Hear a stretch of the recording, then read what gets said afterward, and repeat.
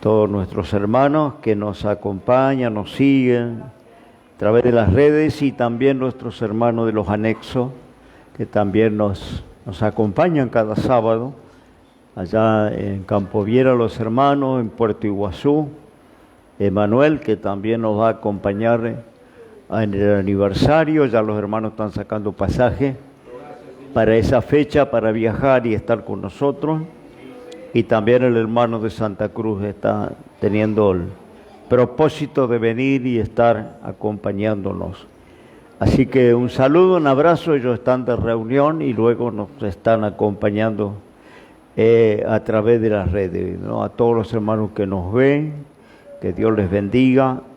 Yo tengo un contacto muy amplio con todos los hermanos que nos siguen a lo largo de los días.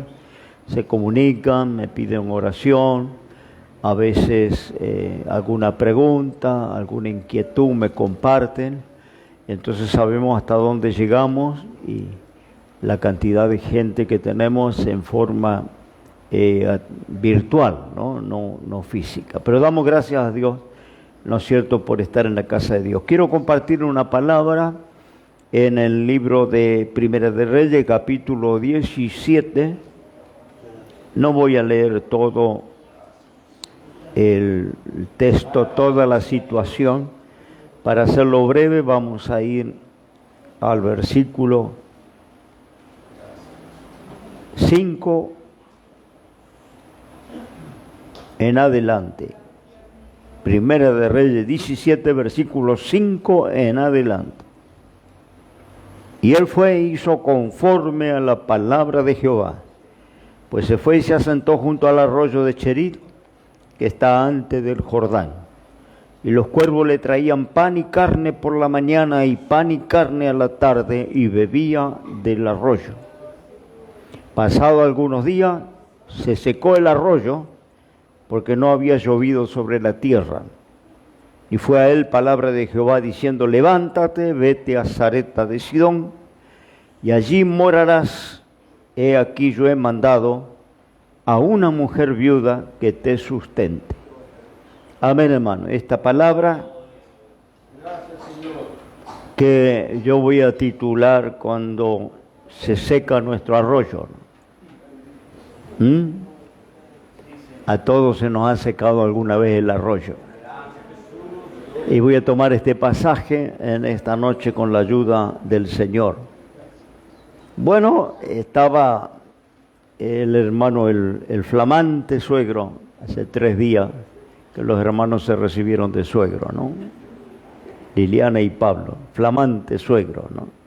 Nosotros somos ya más viejos en el oficio, pero ellos recién comienzan la tarea de suegro, ¿no? Damos gracias al Señor, ¿no? Mañana le esperamos allí en la iglesia de Sol y Verde para la boda de Daniela de Santiago. Vamos a acompañar a los muchachos y vamos a estar allí, ¿no es cierto? Bueno, brindando ese marco de compañía para hermanos que son de la casa de tanto tiempo, ¿no? Tantos años, casi se han criado, por lo menos Daniela se ha criado en esta casa, ¿no? Y el padre y la madre también prácticamente han estado toda su vida cristiana acá. Así que creo que es justo que mañana le acompañemos, que estemos ahí, ¿no es cierto?, brindando ese marco de amistad, de confraternidad, para que Dios bendiga este flamante matrimonio, ya que el matrimonio no está siendo popular en estos días, ¿no? Por el contrario, están casi condenados a desaparecer.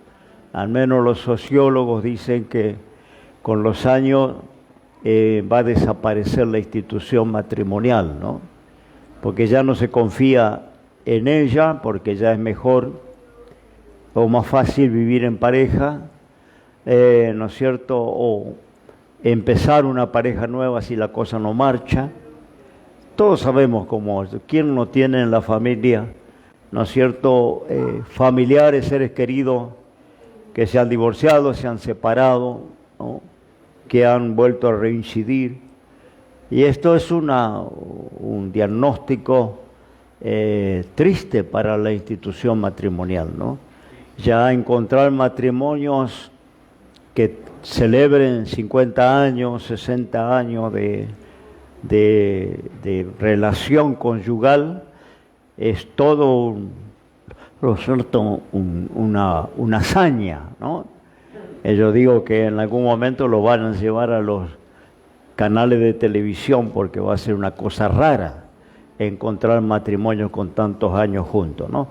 Bueno, nosotros con mi señora tenemos una cantidad de años ya transitado, más de un lustro, pero bueno, acompañemos, ¿no?, a los que todavía confían en esta institución, que le podamos, ¿no es cierto?, dar el apoyo de nuestras oraciones para que le vaya bien, para que sean felices y para que estén mucho tiempo juntos, ¿no? Que nunca surja la palabra separación en la relación. Bien, decía el hermano Pablo, hablaba de la predicación de las águilas que muchas veces he compartido, y bueno, quiero hacer alguna aclaración porque si no queda un poco descontextualizado el tema, ¿no? El águila es uno de los pocos animales monógamos. Tenemos la gallina, los patos, los gansos, los pavos que son polígamos, ¿no? El águila es monógama, generalmente no busca pareja cuando su compañero o compañera fallece, se juntan y están juntos para toda la vida y nunca abandona su nido, ¿no? Edifica los nidos en las montañas, en las altas cumbres. Y recuerde que el águila llega a tener un porte de alas abiertas hasta de 3 metros. Hay águilas majestuosas como el águila real, como el águila cabeza blanca, que son emblemas de bandera, de escudo.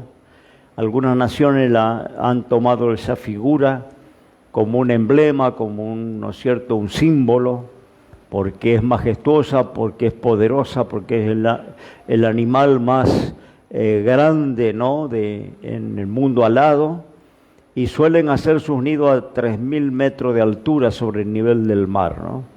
Lugares donde casi no puede llegar nadie, en esas cumbres.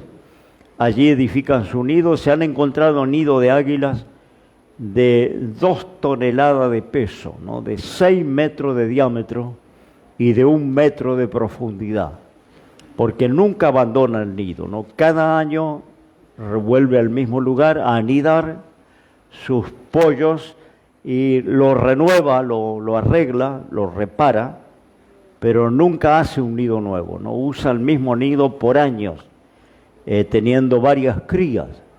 Y el nido lo edifica, como decía Pablo, con espinas, con zarza, ¿no? Teje las espinas, teje la zarza y hace esos descomunales, ¿no es cierto?, nidos que se encuentran para tener sus pollos.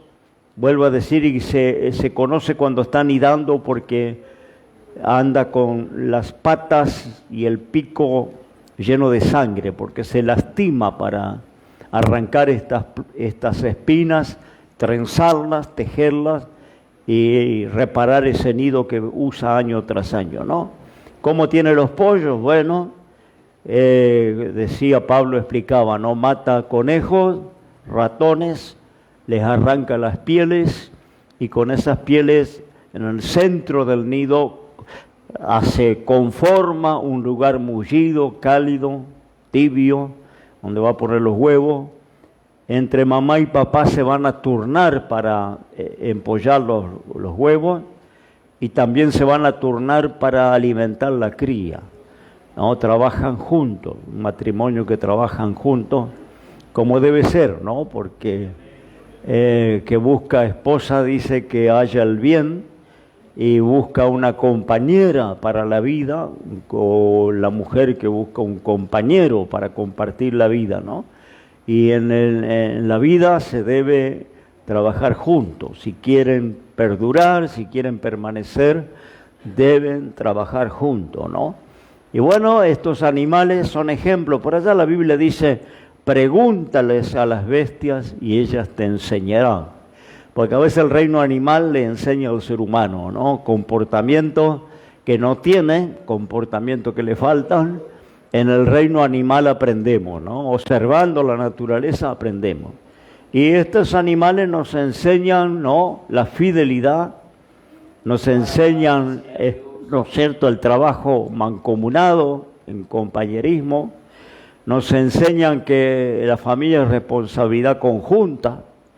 Hay hombres que dicen los hijos de ella, hay mujeres que dicen los hijos de él, ¿no? Pero es bueno decir nuestros, ¿no? También a veces con la plata, tu plata, mi casa, tu casa. Y yo digo que esto está mal, ¿no? Cuando somos cristianos tenemos que decir nuestra casa, nuestro dinero, nuestros hijos, nuestro hogar, ¿no? Aunque uno trabaje y el otro cuide en la casa, sea ama de casa, ¿no? Pero usted sabe que cuando se divorcia y va la ley dice 50 y 50, ¿no? No importa quién trabaja, no importa quién trae el dinero, ¿no? Es 50 y 50 porque uno trae el dinero, el otro limpia, cría, cocina, cuida el hogar, ¿no? Así que los dos son una sociedad, ¿no? El matrimonio es una sociedad, ¿no? Porque a veces entra ese espíritu, ¿no? Yo soy el que trabajo, yo pago las cuentas, ¿no? Pero hay alguien que te limpia los calzones, hay alguien que te cuida a tus hijos, hay alguien que limpia tu cama, tiende tu cama y cuida tus cosas, ¿no? Porque el hombre se va y vuelve a la noche, pero hay alguien que está cuidando la casa. Así que aprenda a decir nuestro dinero, nuestra casa, nuestro auto, nuestros hijos, ¿no? Que se porta mal es tu hijo, se portan bien es mi hijo. No es tu hijo, es nuestro hijo, ¿no? Un hijo no lo hace uno solo, necesitan dos para ser un hijo, ¿no? Y bueno, estos animales saben de eso, trabajan juntos, y bueno, los pollos se crían en ese ambiente cálido, en esas pieles. Allí los huevos se eclosionan, nacen los polluelos, les alimentan los padres, pero llega un día que esos pollos están grandes, criados, con alas, y son como todos los hijos, ¿no? Son inteligentes, saben que tienen la comida asegurada, que tienen calor, que están protegidos. Entonces cuando la madre empieza a insistir que quiere que abandonen el nido, que aprendan a volar, ellos se empacan, se encaprichan, porque saben que fuera del nido van a tener que rebuscársela. No va a haber un papá y una mamá acarreando comida todos los días. Entonces dice que ahí contaba Pablo, ¿no?, lo que hace la madre. Pero esta es la última opción que va a hacer la madre y el padre. La primera opción empiezan a picotearle la cabeza. No sé, en el idioma de las águilas le dirán, bueno, ya viejos, ya se terminó, ya son grandes. No, mire qué elección tenemos ahí, ¿no? Porque a veces hay papás que tienen hijos de 30 años y todavía los alimentan. Viven de la pensión del papá, viven de la pensión de la mamá, duermen hasta las 10, las 11 de la mañana, porque el nene está cansado, anoche se fue de farra, entonces hoy tiene que dormir, y la mamá les lleva el desayuno calentito a la cama, ¿no? Y no les dejan crecer, no les dejan autonomizarse, ¿no? Y todo el reino animal abandonan sus crías, ¿no? Les enseñan las cosas básicas y luego algunos depredadores abandonan directamente la cría. Y en el caso de las aves, como las águilas, les obligan a abandonar el nido, le picotean, no hay caso, se le aguantan los picotazos, entonces le empiezan a privar de alimento, no le traen alimento. Seguro en el idioma de las águilas dicen, listo, ustedes tienen que aportar, ustedes tienen que ayudar, ya son grandes, ¿cuántos años le vamos a estar dando de comer? Ustedes tienen que empezar a hacerse cargo, responsable. Y los pichones se la aguantan el hambre, no están por moverse. Y la última opción que compartió Pablo es la que les va a obligar a abandonar el nido. Dice que el águila les enseña a volar a las crías. Para eso le carga arriba de su espalda, arriba de los lomos. Esto está en la Biblia, en el libro de Job. Dice que Dios cuidó a Israel como las águilas los pichones y los cargó sobre sus alas, porque el águila le carga al pichón arriba de su espalda para enseñarle a volar, a usar sus propias alas. Entonces, en el idioma de las águilas, ya bueno, súbanse arriba de mi espalda, ni están por moverse, están cómodos, están calentitos, tienen la comida asegurada, tienen el techo asegurado. No están, ¿no? Y si vos no lo haces con tus hijos van a tener 40 años y todavía le vas a llevar la tostada a la cama, ¿no? Y el café con leche. Es así, ¿no? Entonces dice que el águila le arranca los cueros del nido y los tira al vacío. Entonces el nido, que era cálido, que era confortable, se convierte en un lugar de espina, un lugar sumamente incómodo, donde se mueven, le hincan las espinas, y ya no tienen la calidez de los cueros. Ahora el viento de la montaña atraviesa esas espinas, esa zarza, y hay frío, y nieve, y hielo, e incomodidad. Y a veces Dios permite la incomodidad, ¿no? A veces permite que nuestro arroyo se seque, ¿no? Con alguna razón. Y dice que la mamá águila dice, súbanse, bueno, cuando se la ven bien fea y se empiezan a lastimar, se trepan arriba de la espalda de la madre, estos pichones.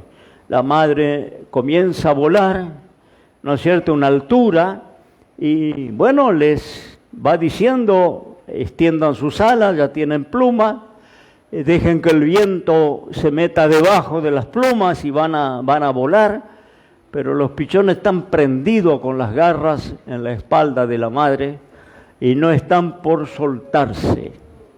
No quieren soltarse, no hay manera. Entonces dice que la mamá águila en una altura da la vuelta, hace un giro y hace que el peso de los pichones los desprenda y los pichones empiezan a caer para abajo de la montaña, seguramente a gritar y a desesperarse y a decir, mamá nos va a matar, nos vamos a estrellar contra las piedras, no tiene amor, no tiene cuidado, ¿no? Y empiezan a caer en el vacío, pero abajo dice que les espera el papá. Entonces, cuando están por estrellarse en las piedras, el papá les recibe sobre las espaldas, ¿no es cierto?, y vuelve a remontar a la altura. Eso lo van a hacer varias veces, ¿no? Luego el papá va a girar y van a volver a caer hasta que de repente, ¿no?, en una de esas caídas abren las alas, el viento hace lo suyo y se dan cuenta que pueden volar, ¿no? Se dan cuenta que tienen alas propias, ¿no? Y que ahora empiezan a jugar y a corretear allí, ¿no es cierto?, con aquellas alas que Dios les dio, aquellas plumas que ya tenían, ¿no? Y muchas veces Dios permite, ¿no es cierto?, que ocurra esto, que abandonemos el nido para que podamos volar por nosotros mismos, ¿no? No dependamos de papá y de mamá. Quiero llevarle a esta situación donde el arroyo se secó. Estamos hablando del profeta Elías, que había orado para que venga una sequía impresionante, porque Dios trataba con el pueblo de Israel. El pueblo de Israel se había vuelto a la idolatría, había dejado a Dios, adoraba a un Dios llamado Baal, un ídolo, y este Baal era precisamente el Dios de la fertilidad en aquel entonces, así se le llamaba. Era el Dios que hacía producir los campos, el Dios que hacía que los animales tuvieran cría, le llamaban el Dios de la fertilidad, ¿no? Y ellos se habían volcado a esa idolatría. Entonces ahora Dios va a avergonzar al Dios de la fertilidad, porque va a dejar de llover por 3 años y medio. A la oración de Elías, los cielos se van a cerrar y viene una seca sobre la tierra impresionante, se mueren los animales, se terminan las cosechas, viene una hambruna sobre la nación, y en esa hambruna Dios va a proteger al profeta Elías. Le va a mandar a un cierto lugar que el mensaje de Dios para el profeta fue: apártate de aquí y escóndete en el arroyo de Cherit, ¿no? Un arroyo que era alimentado por el río Jordán, que todavía tenía agua. Dios lo manda allí y dice que Dios mandó a los cuervos que le llevaran carne y pan cada mañana y cada tarde, ¿no? El cuervo, un animal por el pueblo judío considerado inmundo. El cuervo come cualquier carroña, animal carroñero, un animal hediondo, no es un animal limpio.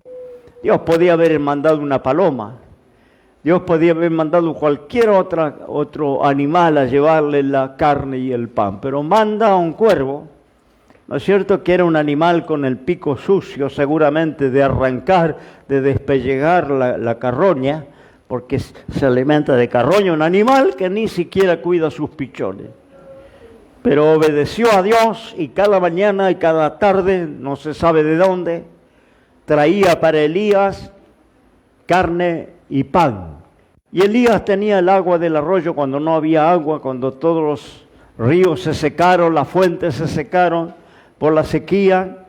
Elías tenía el agua asegurada, un lugar seguro de sombra, de árboles, y ahí estaba escondido, porque Dios le dijo: escóndete allá, ¿no? A veces Dios nos esconde del sufrimiento, nos esconde de la batalla, nos esconde de la persecución, ¿no? A veces Dios te cubre y te protege, como lo estaba haciendo con Elías. Pero llegó un día que dice, se secó ese arroyo, ¿no? Y yo creo que Elías, cuando vio, ¿no es cierto?, que el agua iba mermando en el caudal del arroyo, seguro las plantas que estaban empezaron a caerse las hojas, a ponerse amarillentas, y, ¿no es cierto?, de repente en una mañana ya no había más agua en el arroyo, ¿no? ¿Podía Dios mandarle a otro lugar que hubiera agua? ¿Podía Dios sacar agua de cualquier parte? Podía Dios hacer muchas cosas con Elías, pero dice que Dios permite que ese arroyo que le había provisto 1 año y medio, estuvo Elías escondido en ese lugar, ¿no? Escondido porque era tiempo de persecución. Reinaba en Israel un rey idólatra, un rey cruel, que era el rey Achad, casado con la reina Jezabel, ¿no? Un matrimonio nefasto. Pero Elías estaba escondido, protegido en ese lugar hasta que el arroyo se secó. Voy a hacer un paralelo. Hasta que el cálido nido del águila se transformó en un nido de espina. ¿Por qué permite Dios muchas veces que el nido cálido se convierta en nido de espina? ¿O por qué permite que nuestros arroyos se sequen? Cuando hablamos de arroyo, podemos hablar de la salud, podemos hablar de la economía, podemos hablar de las relaciones familiares, podemos hablar hasta de la vida espiritual, ¿no? ¿Por qué permite Dios que se seque el arroyo? ¿No? ¿Por qué permitió que un día se levanta Elías y ya no había más agua? Se secó el arroyo, dice, porque no llovía. Y no llovía porque él oró para que no lloviera. Era consecuencia de lo que Dios le había usado a él para, vuelvo a decir, avergonzar al Dios de la fertilidad, al Baal. Avergonzar esa idolatría que el pueblo se había volcado, ¿no? Y ahora, él que había orado para que no lloviera sobre la tierra, ahora su provisión se había terminado, ¿no? Aquel cuidado que tenía Dios de él en esa situación se terminó. Y a veces ocurre, ¿no? Se nos secan nuestros arroyos. ¿Por qué? ¿Por qué se secó? ¿Por qué? Dios tenía otro nivel para Elías. Gracias a Dios, Elías sigue la dirección de Dios, porque cuando se seca el arroyo hay que buscar dirección de Dios, hay que orar a Dios, no hay que atropellar Oh, ni desesperarse, porque si Dios había cuidado 1 año y medio de Elías, seguramente Dios iba a seguir cuidando de él. Seguramente que no le iba a abandonar a su suerte. Pero a veces Dios permite que el nido cálido se convierta en un lugar insoportable porque nos quiere llevar a otro nivel. El nivel de los pichones de águila es que aprendan a volar por sí mismos, ¿no? Esos nuestros hijos se enojan cuando le cargamos responsabilidades, le pedimos colaboración, le pedimos que tomen conciencia que ya no son criaturas para llevar el desayuno a la cama. No, que ya tienen que aportar algo porque ya papá y mamá cumplió su tarea. Y ahora tienen que aprender a volar porque la mamá sobreprotectora, el papá sobreprotector está haciendo un daño. ¿No? Porque el día que le toque no estar, su hijo no va a tener defensa, tu hija no va a tener defensa. Y un día es natural, es la ley de la vida, que los padres se vayan primero. Por la edad, porque terminó su época. Y no va a haber una mamá que provea y que pague las cuentas. Van a tener que salir a defenderse. Entonces, la inteligencia de los animales es criar a sus crías hasta que tienen la capacidad de defenderse, de independizarse. Para eso tienen que abandonar el nido. Algunas madres abandonan los pichones directamente cuando tienen ya estar emplumados. ¿No? Tenía en casa, en una maceta, los zorzales hicieron nido y pusieron huevos, criaron sus pichones y vimos todo el proceso porque estaba cerquita de nuestra galería, así a través del vidrio podíamos ver a la cría abriendo el pico y la madre viajando y yendo y viniendo para alimentarlo, ¿no? Todo el proceso de la cría. Pero ciertos días los vi grandes con plumas, ya listos para volar, ¿no?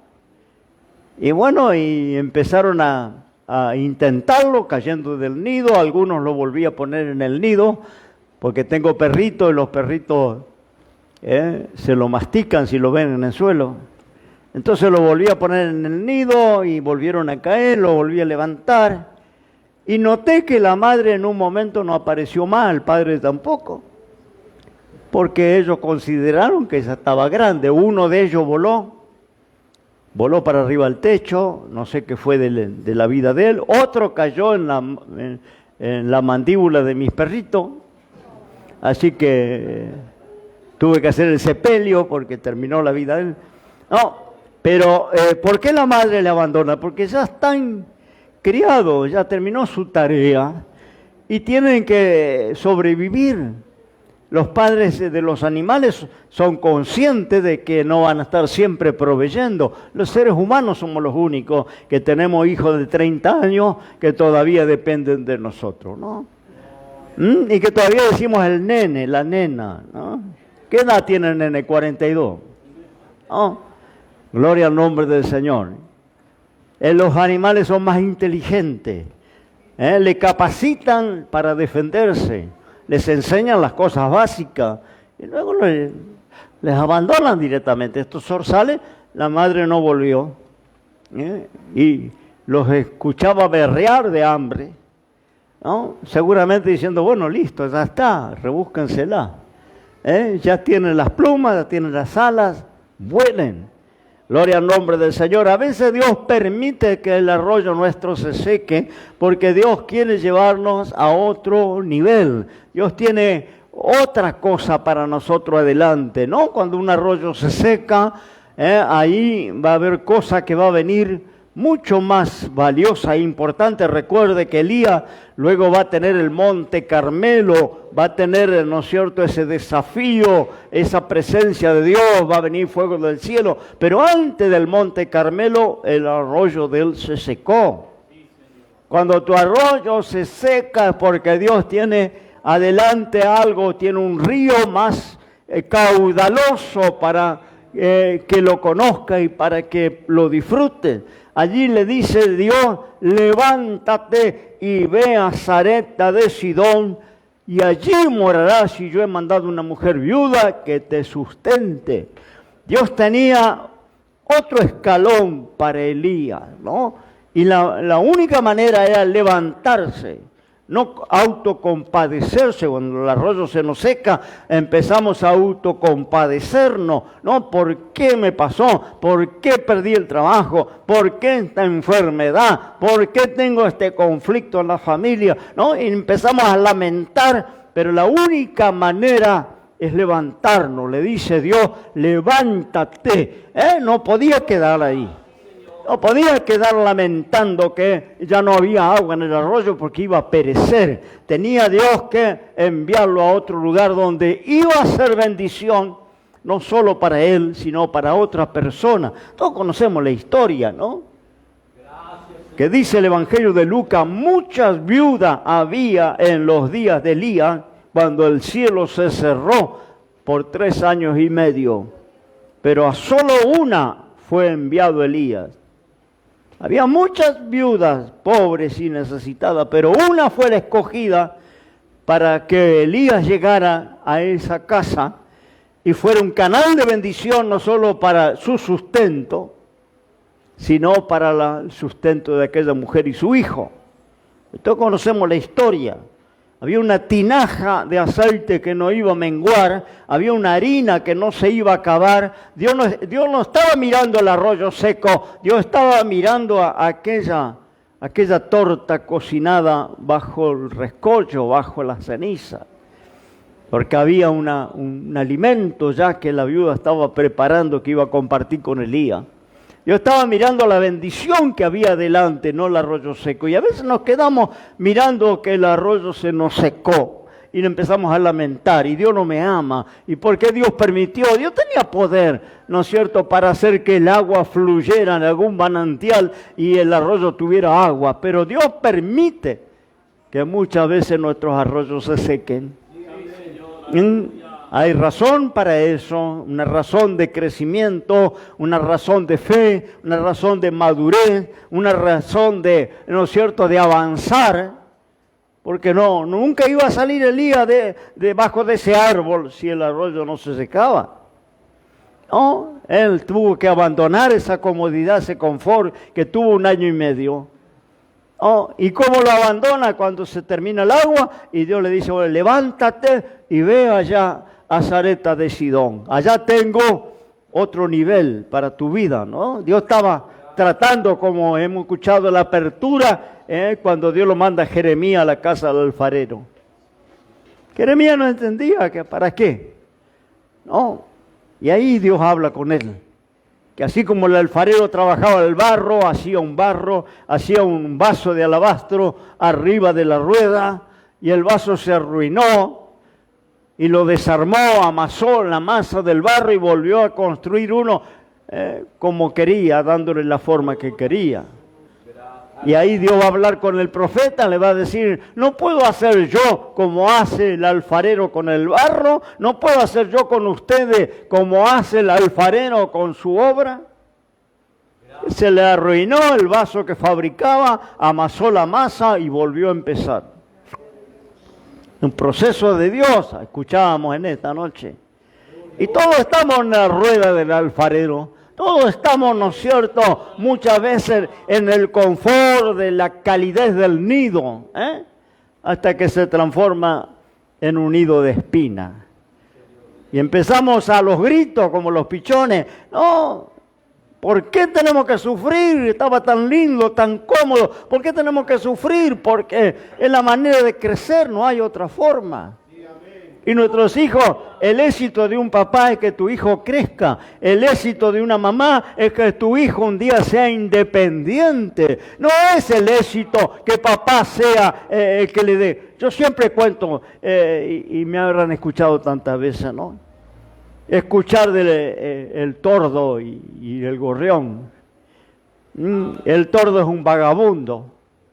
El tordo en el reino de las aves es el pájaro más vagabundo que hay, porque él no hace nido. no cría sus crías, nunca. Es vagabundo, como hay tantos, que no son negros de pluma, pero son vagabundos. El tordo es negro de pluma y vagabundo.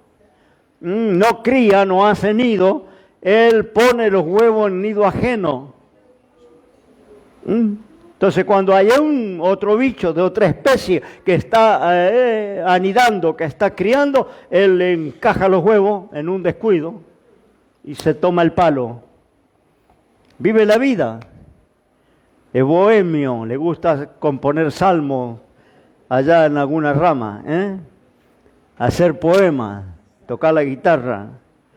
Gloria al nombre del Señor. Entonces le mete los huevos y el tipo se va a cantar, listo, ya está, no se ocupa. Generalmente engancha a los gorriones, porque los gorriones parece que son medio pavos. Hay bichos inteligentes, hay pájaros inteligentes que cuando ven los huevos de otro color más grande, porque el huevo de tordo es de otro color que el huevo de gorrión, y mucho más grande, el doble. Cuando el pájaro es inteligente, sabe que le encajaron, le metieron el perro. Entonces esos huevos los elimina o los picotea, se los come o los tira. Pero la gorriona no discierne, que tiene unos huevos el doble de tamaño y mucho más oscuros que los de ella, ¿no? Mucho más, los huevos de tordo medio verde, ¿no? Y grandote. Y la gorriona no se da cuenta y termina empollando los huevos ajenos y los propios. Le nacen los gorriones y le nacen los tordos. Pero el tordo tiene 3 veces el tamaño de un gorrión. Entonces empiezan a crecer esos bichos negros debajo de ella. Y ella tiene que alimentar los pichones propios y los pichones de tordo que tiene ahí adentro. Y una cosa es alimentar tu bebé, ¿no es cierto? Ahí tuvo la hermana Rocío, su bebé, 3, 4 kilos. Decían que no iba a nacer y gracias a Dios nació saludable, robusta. Y hoy vamos a dedicar al Señor. Pero otra cosa, alimentar un bebé, que tengas un bebé de 10 kilos, 15 kilos. Si le das el pecho te va a sacar hasta la sangre, va a sacar el jugo, ¿no? Porque no es lo mismo alimentar una criatura de 3, 4 kilos que alimentar una criatura de 10 kilos. Bueno, eso le pasa a la gorriona. Tienen que alimentar los pichones de tordo que cada día crecen más grandes, más robustos. Y usted va a ver la gorriona que se desloma porque viaja, va y viene todo el día trayendo comida, porque el pichón de tordo, como los gorriones, abren el pico y gritan cuando tienen hambre. Y la madre le pone dentro de la garganta la comida casi digerida, casi disuelta. Y se van criando, ¿no? Y yo siempre cuento que usted lo va a ver en el verano, en el tiempo de la primavera, va a ver esta escena, ¿no? Alguna gorriona con un tordo totalmente emplumado, totalmente grande, totalmente apto para volar, pero el tipo hace así con la asada y abre el pico, piando, y la gorriona viene y le mete la comida dentro de la garganta. Y usted va a ver esa gorrioncita yendo y viniendo el día entero, porque hay que llenar el buche de un tordo. Una cosa es llenar el buche de un gorrioncito y otra cosa es llenar el buche de un tordo. Una cosa es criar tu bebé de 2, 3 años, 5 años, 6 años, y otra cosa es criar tu bebé de 30 años, 40 años. ¿Me compraste la cerveza, vieja? ¿Me trajiste la galleta que me gusta? ¿No? 30 años el tipo viejo, ¿no? Alabado el nombre de Dios. Una cosa es la criatura y otra cosa es tener semejante zángano. Alabo el nombre del Señor. Y ahí está la gorrioncita, usted lo va a ver en la provincia cuando yo voy, se ven en el patio, ¿no? El tordo ya está todo emplumado, todo criado, todo grande, pero el tipo hace de bebé. Hace así con las alas y abre la boca. Y la gorriona pavota labura hasta que muere, seguro muere de un síncope un día, ¿no? En la tarea, se muere. Yo tenía una hermana, pobrecita, ¿no? Trabajaba en limpieza, tenía como 6 hijos, y el marido remontaba barrilete o jugaba pelota en la cancha. Ella chiquitita, miembro de nuestra iglesia, flaquita, ¿no? Y trabajaba en casa de familia. Y todo esperando que la hermana viniera a la tarde porque compraba pan, pasaba por la carnicería, ¿no? Cuando le pagaban el día. Y todo esperando para agarrar el pan, la galleta, lo que traía la hermana, ¿no? Hijos grandes, como 6 hijos. Marido barrigudo, remontaba barrilete en la cancha. Nunca laburó. Años, años. ¿Y sabe qué era mi consejo como pastor? Usted dice, ¿qué clase de pastor? Decía, hermana, agarre su bebé, porque tenía un bebé chiquito.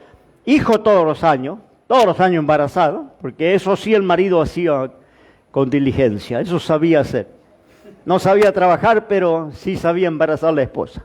Entonces, mi consejo como pastor decía, hermana, agarre su bebé y mándese a mudar, trabaje para su bebé, no mantenga todo eso, esos zánganos que tiene en su casa, unos pibes grandes, después se convirtieron en delincuentes los pibes. No, nunca el marido trabajó. Y seca la hermana, salía como a las 5 de la mañana, se colgaba en el tren, en los colectivos, iba a la capital a limpiar casa de familia, esperando a la noche que trajera la galleta, ¿no?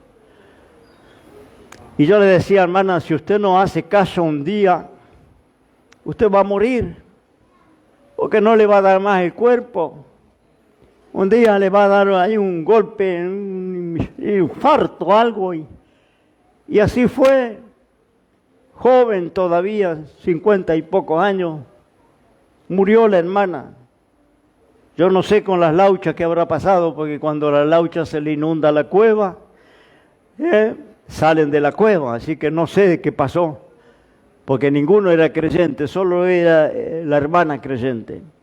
Y trabajó y mantuvo toda esa cría, vamos a decir así, hasta la muerte, hasta que murió. Me hacía acordar las gorrionas, ¿no? La gorriona que un día le da un infarto y termina, ¿no? Porque no es lógico, ¿no? Por eso digo que muchas veces Dios permite que el nido de espinas nos empiece a inquietar, a molestar, a incomodar, porque Dios quiere que nos independicemos, Dios quiere que volemos con nuestras propias alas, no podés estar siempre esperando la provisión de mamá y papá. Y Elías no podía depender de ese arroyo toda la vida. Dios tenía que trabajar con él tenía tarea que Dios le iba a encomendar. Dios tenía que sacarlo del confort y para sacarlo del confort le secó el arroyo. A veces perdemos un trabajo, es un arroyo que se nos secó. A veces nos enfermamos, o agarra algo en la salud, es un arroyo que se nos secó. Pero piensa que Dios tiene un proceso con cada uno de nosotros. Dios no quería que Elías muriera. De ninguna manera, si Dios tenía planes con Elías. Maravilloso, Dios tiene planes con tu vida, Dios tiene planes con nuestra vida. Dios no te va a llevar al fracaso, pero muchas veces Dios permite que tu arroyo se seque.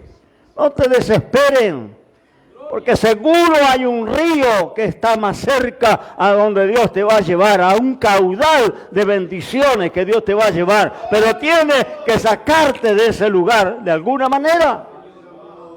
Es decir, qué malo, papá. Yo digo, no. Toda mi vida trabajé. Toda mi vida, desde los 13 años. Y en algún momento me enojé mucho con mi viejo porque a los 13 años me consiguió trabajo. Cuando venía de la escuela, iba a la escuela a la mañana, a la tarde tenía que estar en el taller. Y tenía que entregarle toda la plata. Nunca vi una moneda de mi sueldo. Porque los viejos de antes... había que pagar la casa, había que pagar la luz, había que meter comida en la heladera. El viejo te decía, acá, usted va a trabajar. Y yo iba a la primaria, Venía de la primaria y iba al taller. Y el viejo cobraba por mí, yo no veía un peso. Y yo me enojé con el viejo porque digo que abusador, viejo abusador. Después mi hermano, el que me seguía, le tocó el mismo camino, le consiguió laburo y también hacía lo mismo. También con 13, 14 años lo mandó en un taller de fundición. El pibe venía todo quemado porque explotaban las calderas a donde se fundían los metales, les saltaban las esquirlas. Y a veces venía todo quemada la cara, todo. Chiquitito, flaquito, así. Una petaquita y el viejo le mandó a laburar. Pero cuando crecimos, dimos gracias al Señor. Mi hermano fue un emprendedor toda la vida, tuvo taller, tuvo negocio, tuvo gente trabajando para él toda la vida. Prosperó, fue un trabajador toda la vida, yo fui un trabajador toda mi vida. Hasta ahora que podría estar sentado bajo la sombra, trabajo. Siempre estoy haciendo algo, gloria o para la iglesia, o me rebusco arreglando, reparando, haciendo. Pues no puedo estar quieto. Oh, y agradezco a Dios lo que me parecía feo en su momento. Es decir, que hereje, ¿no? Mándale a trabajar con 13 años, está yendo a la escuela. Pero gracias al Señor aprendimos la cultura del trabajo. Nos enseñaron la cultura del trabajo, hay que trabajar. Hoy tiene pibes de 30 años que no le hace trabajar ni atándole. Gloria al nombre del Señor, porque se crió de arriba y vive de arriba y va a seguir viviendo de arriba. Y hay cuando se enamore. Cuando alguna hija de alguno le toque ser su esposa. Porque lo peor que puede pasar es tener un esposo vago, un esposo que no le gusta trabajar.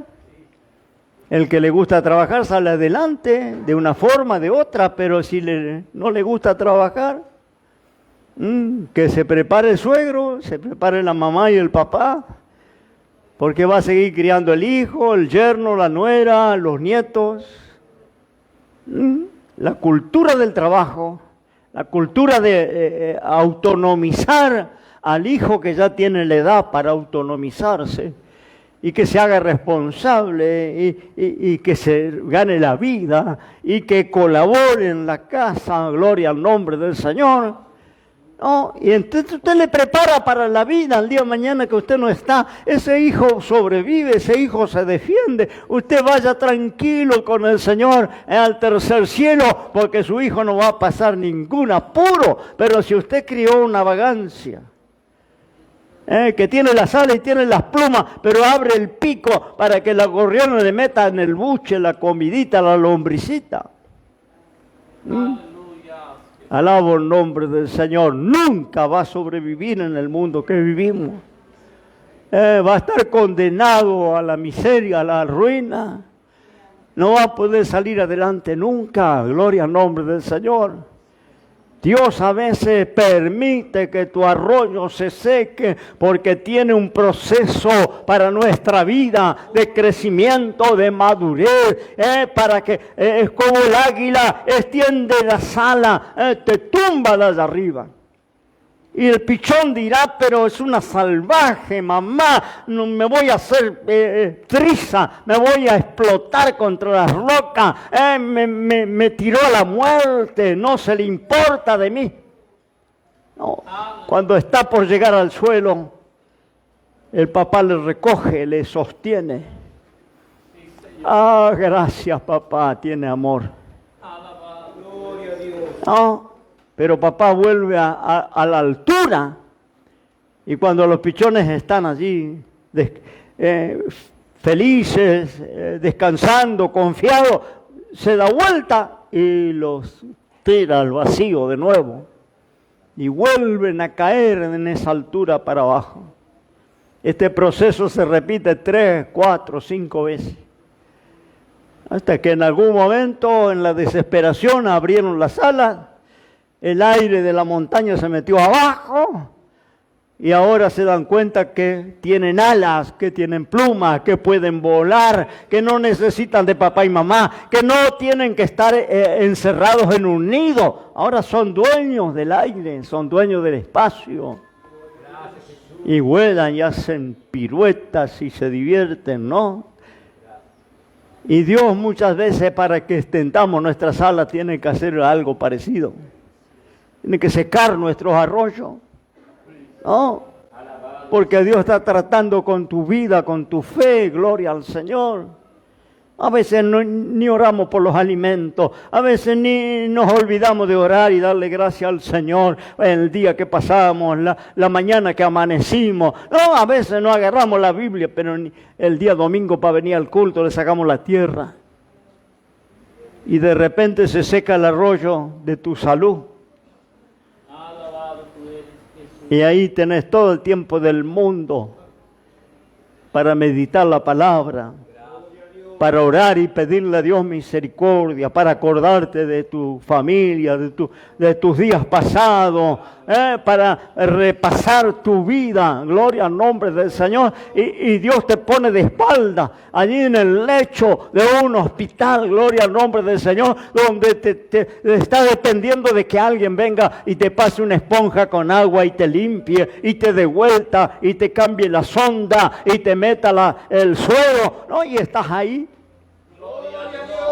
Se secó tu arroyo, gloria al nombre del Señor. Y Dios te puso en una situación de dependencia, en una situación donde vos no tenés otra cosa en la que ocuparte. Y no, Señor, tenga misericordia. Señor, sáqueme de acá. Me decía hermana Beatriz, estoy cansada de estar acá, quiero irme a mi casa. Yo estuve 3 meses en terapia intensiva, siendo pastor de la iglesia, teniendo un montón de congregaciones, predicando aquí y allá. Dios me puso de espalda. 4 infartos, operación a corazón abierto, 3 meses internado. Ahí, esperando que me laven, esperando que vengan a darme la comida. Imposibilitado, ¿no? Y ahí tenés tiempo para orar. Tenés tiempo para hacer un reconto de toda tu vida. Tenés tiempo para meditar toda la palabra que escuchaste alguna vez o leíste. Te vienen los textos, te recordás, lo memorizás. No tenés otra cosa que hacer. Proceso de Dios. Dios permite que se seque el arroyo de la salud. Dios permite que se seque el arroyo del trabajo, porque alguno que tiene trabajo y gana bien, se atropella al mundo. Porque paga las cuentas, le sobra, ahorra, gasta, compra. Y de repente se te cerró, se te secó ese arroyo. Elías lo vio. Lo vio día por día mermar hasta que un día el lecho estuvo seco del arroyo, no había una gota. Y a veces Dios permite.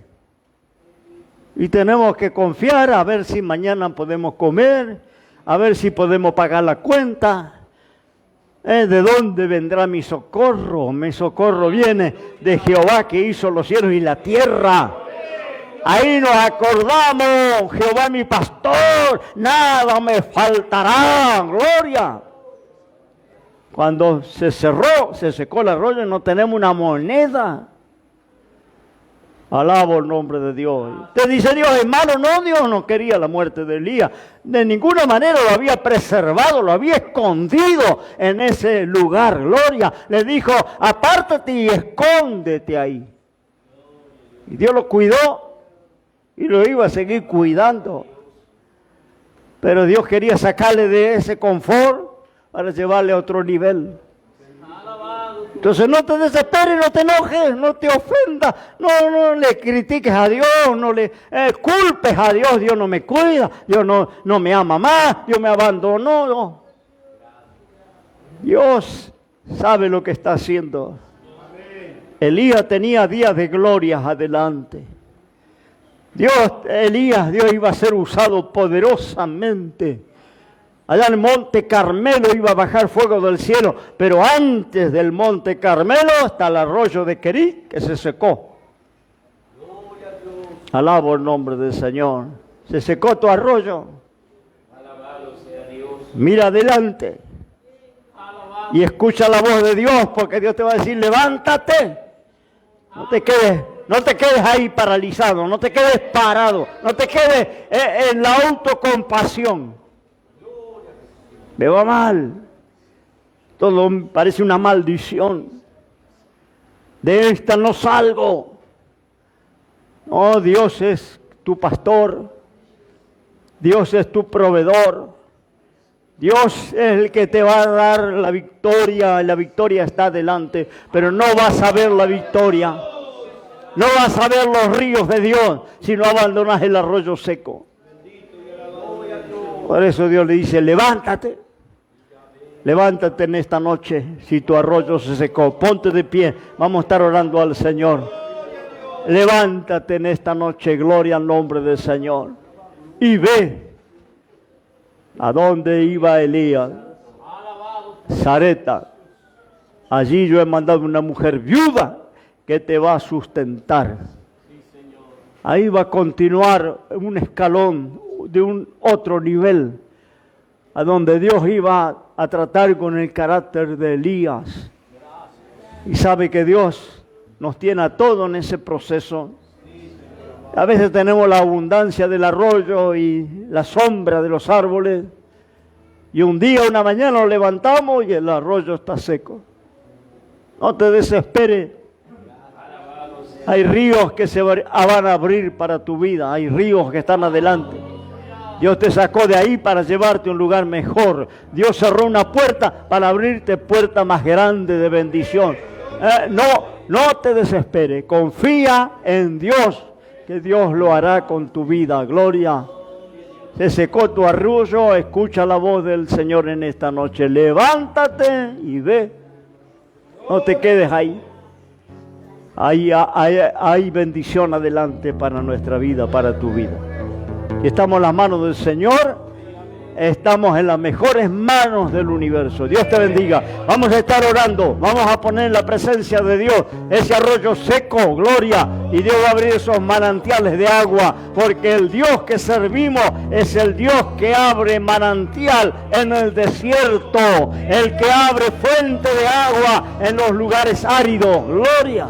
Ese es el Dios que servimos. Oramos al Señor. Padre, en el nombre de Jesús te alabo y te bendigo. Mira en esta noche, Señor amado, aquellos que hemos tenido que ver que nuestra provisión se terminó, que nuestro caudal se secó, y vemos eso con nuestros ojos y entramos en un desconcierto, en una turbación. Pero hay una voz que nos dice: levántate y ve, porque adelante hay algo mejor, adelante hay un nivel de crecimiento, de bendición y de prosperidad. Tú, Señor, lo tienes preparado para cada uno de nosotros.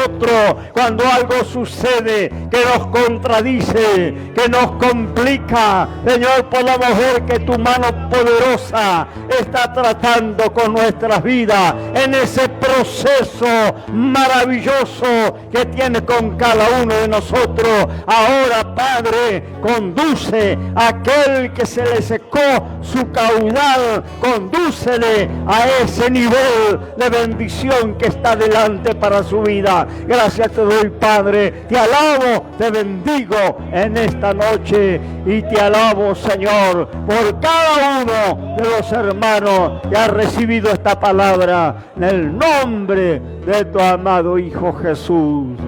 Amén, amén y amén. Amén, hermano, ¿cómo estamos?